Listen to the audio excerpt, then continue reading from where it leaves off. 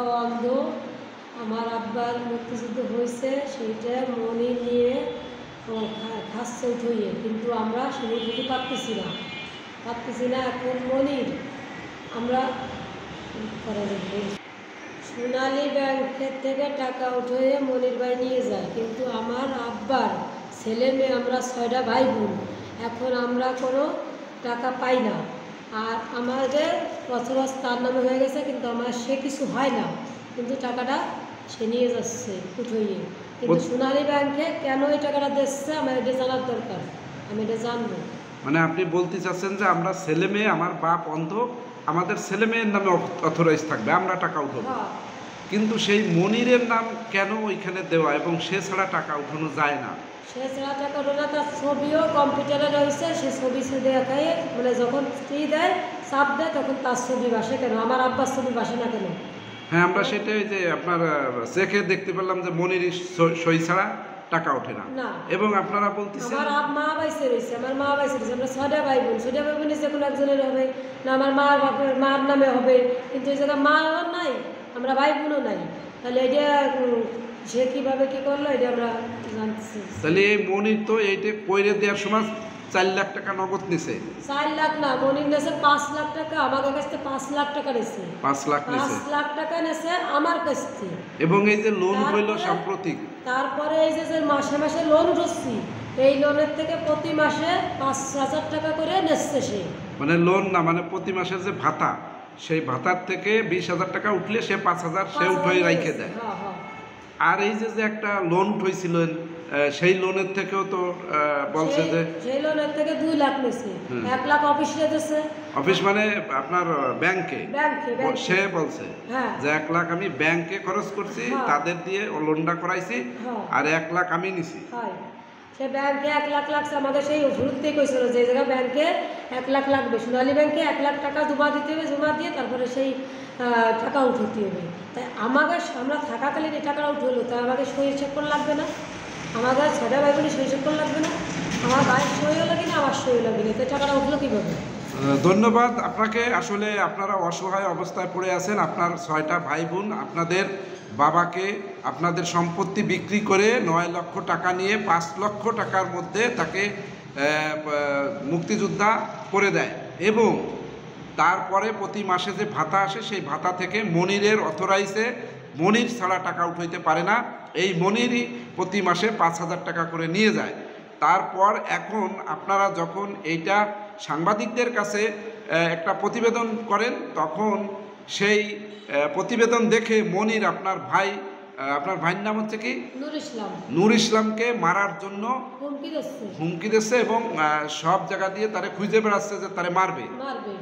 আসলে সে তো ভ্যান চালায়, অসহায় মানুষ, একটা আশ্রয়ন প্রকল্পে থাকে, সে যে রাজমিস্ত্রি কাজ করে, সে ভুই ক্ষেতের কাজ করে, মানে জমি ক্ষেতে সব কিছুই কম বেশি করে, যখন যেটা পায় তখন সেটা করে। গরিব মানুষ থাকে গুচ্ছ গ্রামে, তার একটু জায়গা জমিও নাই, যেটুকু জায়গা ছিল এই মনিরের ভেলায় পড়ে সেটুকু বেচছে কিনে সে করছে। এখন আবার এই গ্রামের থেকে সে চলে গেছে টাকা উঠে নিয়ে, কিন্তু আমাদের কোনো খোঁজ খবর নাই। গুচ্ছ গ্রামে থাকে, তারাইল গুচ্ছ গ্রামে থাকে আপনার এই ভাই নূর ইসলাম।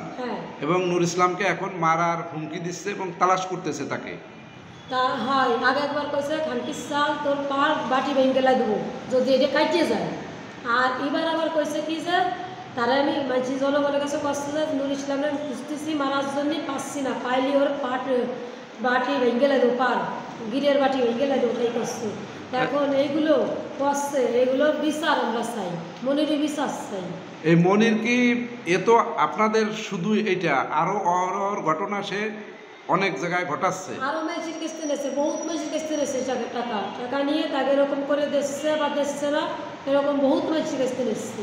সুপ্রিয় দর্শকবৃন্দ, আপনাদেরকে আমি এই মুহূর্তে আপনি যে অন্ধ যে লোকটি মুক্তিযোদ্ধা হয়েছে তার মেয়ের কাছ থেকে আপনারা সব কিছু শুনলেন, এবং তারা যে কত বড় ক্ষতিগ্রস্তের ভিতরে আছে, এবং এই মনির সেটা সে কিছু সময় পরই হুমকি এদের দিয়ে থাকে যাতে করে সেই এই অথরাইজে থাকতে পারে।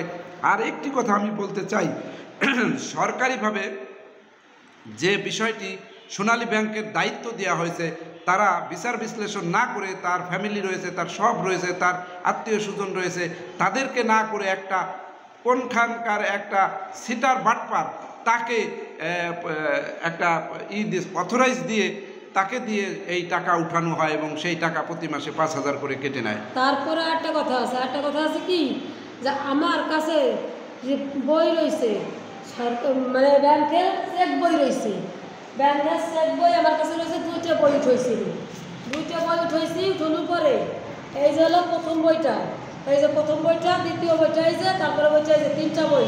তা আমার আব্বা বান্ধবী দেয়, আমি এই বই 2টা উঠানোর পরে আমার নামে জিটি করে কাগজ হাতি হারাই গেছে।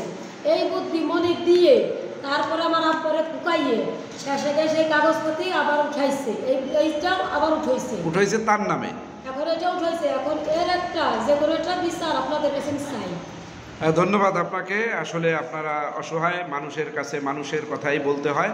সুতরাং কাশিয়ানী দর্পণকে আমরা এই বিষয়গুলো তুলে ধরার জন্য সবসময় আমরা কাজ করে থাকি। তার মধ্যে এই অসহায় মানুষগুলি কোথায় যাবে বলার মতো জায়গা নেই। এই আজকে আমাদের এই প্রতিবেদনে আজকে তার কষ্টের কথা বলল। আপনারা এই মনির সিটারের ছবি সহকারে আমরা এই প্রতিবেদনটি আপনাদের আগে একটা প্রতিবেদন দিয়েছি। পরবর্তীতে সেই মনির প্রতিবেদন দেখে এদেরকে হুমকি ধামকি দিয়েছে এবং এদেরকে মৃত্যুর যে তাদেরকে মারে ফেলাবে এই ধরনের হুমকি দিছে। তাই সুতরাং কাশিয়ানী উপজেলা নির্বাহী কর্মকর্তা এবং কাশিয়ানী মান্যগণ্য ব্যক্তি সকলের কাছে এই অসহায় পরিবারটি সাহায্য প্রার্থনা করছে। এই মনির সিটারকে আপনারা সকলে মিলে একটা দৃষ্টান্তমূলক শাস্তি দিলে এই অসহায় মানুষগুলো বসবাস করতে পারবে নীরবে।